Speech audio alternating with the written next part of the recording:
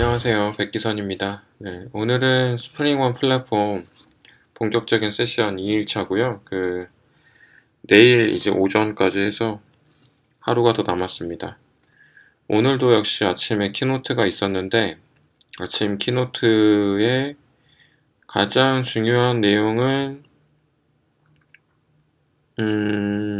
이거였던 것 같아요. 이쪽. 로센이랑 이제 올리라는 두 개발자가 나와서 로센은 이제 리액티브 피처에 대해서 이야기를 했고, And today we have Spring Cloud Functions, Spring Cloud Gateway building on these reactive features as well as Spring Cloud Finchling. But how ready are you for this change? 그 다음에 올리는 스프링 데이터 쪽 리딩하는 이제 개발자인데요. 깜짝 발표할 게 있다고 그러면서 이제 SQL 데이터베이스를 지원한다고 하는 거예요. 리액티브하게. 그래서 A new project we actually called R2DBC, which is short for Reactive Relational Database Connectivity. It's a fully reactive JDBC alternative so that you can access your relational databases in a reactive way. 그래서 그걸 들으러 가게 됐죠. 이 다음 세션들은. 이제 여러 발표들이 있었는데, 인상 깊었던 일 중에 하나가, 원래 제가 예전에 스프링 1에 오면, 주로 로드 존슨이 이렇게 키노트에 나와서, 향후 비전이나 이런 것들을 설명해 줬었는데, 향후 기술 동향이나 이런 거를 이제 말을 해 줬었는데, 로드 존슨이 오늘도 오긴 왔어요. 근데 키노트에는 안 왔어요. 스폰서 세션으로 왔어요. 그래서 아토미스트라는 로드 존슨이 새로 만든 회사, 코파운더로 만든 회사, 그 회사에서 스폰서 부스로 30분간 발표하는 게 있었습니다. 그래서 그걸 들으러 갔는데 조금 이따가 거기 어땠는지 말씀드릴게요. 자, 일단 키노트에서 여기에 많은 사람들이 낚였습니다. 그래서 리액티브한 JDBC가 된다고 해서 그걸 들으러 갔죠. 그 다음에. 근데 그거 하기 전에 이제 What's new in Spring Data를 먼저 했어요. 근데 여러 가지 기능들 소개를 해줬는데 여러 가지 스프링 데이터 프로젝트에 추가된 여러 가지 기능들을 소개해줬어요. 되게 간략하게. 그래서 사실 얻은 거는 그렇게 많지 않았는데 딱 하나 제가 쓰는 거와 관련해서는 요 정도? 스프링 데이터 JPA 쪽에 이제 리파지토리를 초기에 생성하느라 리파지토리가 너무 많으면 이제 스프링 부트가 뜨는데 시간이 오래 걸릴 수 있잖아요. 그래서 리파지토리를 생성하는 모드를 디퍼드 모드랑 레이지 모드라는 두 가지 모드를 추가했다고 합니다. 그래서 레이지 모드가 되면 이제 그 리파지토리를 가장 나중에 직접 이제 사용하게 되기 직전에 이제 만들겠죠. 그래서 그렇게 하면 스프링 부트가 뜨는 시간이 줄어들겠죠. 이것과 관련해서는 내일 오전에 How Fast is Spring이라고 해서 데이브 사이어라는 개발자가 발표를 할 거예요. 그래서 여기 가서 조금 더 들어볼 생각입니다. 어떻게 생각하면 조삼모사가 아닐까 하는 생각도 들기도 하고, 그런데 때로는 이런 모드가 유익한 경우도 있을 것 같기도 하고, 그래서 스프링 부트 만든 개발자거든요. 데이브 사이어가. 그래서 내일 요 발표 가서 들으면서 좀 더 관련된 내용 말해주면 들어볼 생각입니다. 네. 그 다음에 이 JDBC, 스프링 데이터 JDBC를 오늘 이제 발표를 해줬는데 저는 듣진 않았고 레퍼런스만 봐도 될 것 같아서 딱히 이 시간에 요걸 보러 들어가진 않았고 다른 걸 들으러 갔다 왔습니다. 근데 오늘 이제 가장 주목을 끈 발표 중에 하나가 이제 R2DBC라는 리액티브한 데이터베이스 클라이언트였어요. 그래서 이것과 관련해서 이 다음 발표 시간인 이 리액티브 릴레이셔널 데이터베이스 커넥티비티라고 해서 벤 할이라는 개발자가 발표를 했는데 이 개발자가 말하는 거는 이제 어싱크가 리액티브가 아니다. 어싱크 또는 논블로킹 자체로는 리액티브가 아니다. 리액티브는 백프레셔다. 백프레셔가 중요하다. 풀푸시 백프레셔가 중요한 것이다. 라고 해서 이 데이터베이스를 커넥션 풀로 감싸서 감싸서 사용하는 그런 패턴의 문제점에 대해서도 언급을 해줬고, 그러니까 뭐 언바운디드 모드로 쓰면은 언젠가는 이제 객체가 다 소진돼서, 메모리가 다 소진돼서 아웃 오브 메모리가 떨어질 거고, 그렇다고 해서 바운디드로 쓰면은 요청이 많아지면은 이제 블러킹이 생길 거고. 그래서 이제 풀푸시 백프레셔가 중요하다. 그거를 기반으로 한 그걸 보장할 수 있는 리액티브가 그래서 중요한 것이다 라고 하면서 이제 설명을 했는데, 문제는 뭐냐면 다 좋은데 다 재밌었어. 다 재밌었는데 문제는 이거죠. 아직 실험 중인 API라는 거. 그러니까 아직 실험 중인 API라는 거를 마지막으로 발표가 끝났어요. 그래서 이거를 오늘 같이 들었던 한국 개발자분도 굉장히 많았는데, 다들 실망한 기색이 역력했습니다. 다들 저를 포함해서. 아직 그래서 뭐 지금도 당연히 쓸 수는 있죠. 쓸 수는 있는데 뭐 토이로 쓸 수는 있죠. 그렇습니다. 그다음 멀티 서비스 리액티브 스트림 using Spring Reactor and iSocket이라고 해서 이것도 들으러 갔는데, 이게 왜 들어갔냐면 이게 세트예요. 이거랑 세트예요. 그리고 저는 갔던 이유 중에 하나가 로센 때문이었는데,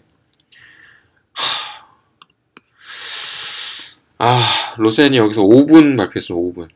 나머지를 또 벤이 또 다 했어요. 벤 할이 또 다 했습니다.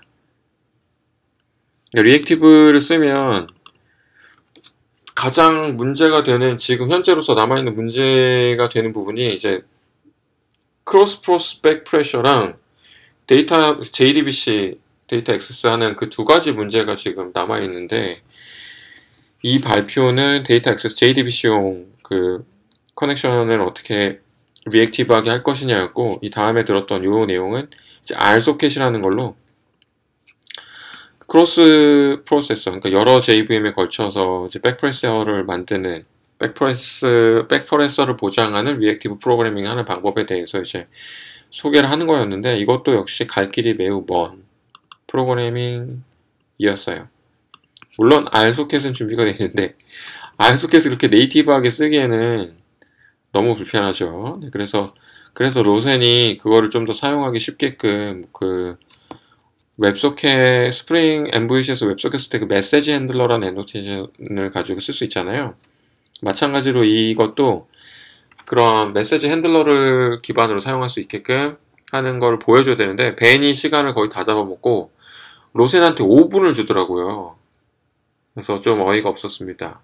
저는 이 발표를 들으러 간 건 순전히 로센 스튜던 챔프 때문이었는데, 벤할이 앞에서 했던 이 발표 장표도 거의 앞에 한 4-5장 다 재사용을 했고, 아무튼 별로였어요. 진짜. 대충 이해는 하겠는데, 아무튼 그래요. 일단, Flight of the Flux는 괜찮았습니다. 이거는 제가 메모를 많이 못했는데, 메모를 많이 못한 이유가, 그 사이먼이 직접 그 라이브 코딩을 하면서 이제 설명을 해줬어요. 플럭스에 있는 그 모노랑 그 플럭스의 여러 가지 메서드에 대해서. 그래서 서브스크라이브 하기 전에는 아무 일도 일어나지 않는다. 이건 이제 가장 중요한 사항이죠. 리액터에서. 그 다음에 콜드 퍼블리셔랑 핫 퍼블리셔, 그리고 퍼블리시 온이랑 서브스크라이브 온의 차이, 그 다음 스케줄러에 대해서 약간의 리액터의 약간 딥한 그런 내용을 설명해 줬는데, 이거 라이브 코딩하는 거 제가 따라서 인텔리지에서 코딩하느라 그게 시간이 좀 걸려서 코딩을 하느라 메모를 많이 못했어요.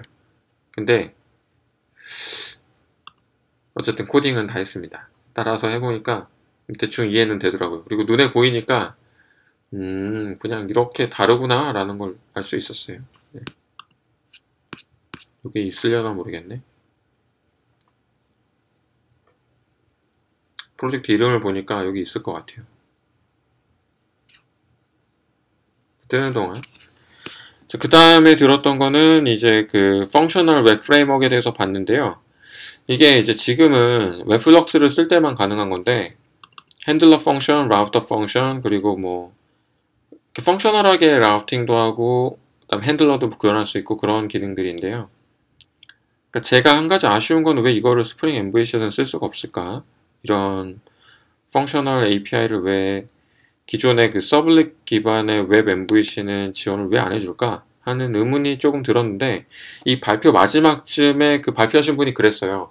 혹시 5.2쯤에는 혹시 이 프로그래밍 기법으로 스프링 웹 MVC도 지원할지 모른다. 그래서 스프링 웹 MVC랑 웹플럭스 둘 다 이제 두 가지 모델 다 애노테이션 기반 그리고 펑셔널 기반으로 모두 다 코딩할 수 있을지도 모르겠다 라고 했는데, 그게 확실하진 않습니다. 그러니까 그럴지도 모르겠다라는 뉘앙스로 말하는 거지, 그렇게 지원을 하겠다라고 이렇게 단정지어서 말한 게 아니었기 때문에, 아무튼 잘은 모르겠지만 혹시라도 미래에는 가능해질지도 모르겠어요. 그래서 여기서 했던 발표 코드는 여기에 들어있다고 하니까 제가 코딩은 따로 안 했고요. 이거는 그렇고, 아까 봤던 그 리액터가 요런 코드예요. 요런 코드. 그래서 이게 그 cold publisher, hot publisher, 그리고 publish on, subscribe on에 대한 예제 코드였고요. 이거는 그냥 이렇게 봐도 이해를 못 하실 거라 그냥 이렇게 넘어갈게요. 네, 오늘 대망의 로드 존슨을 봤습니다.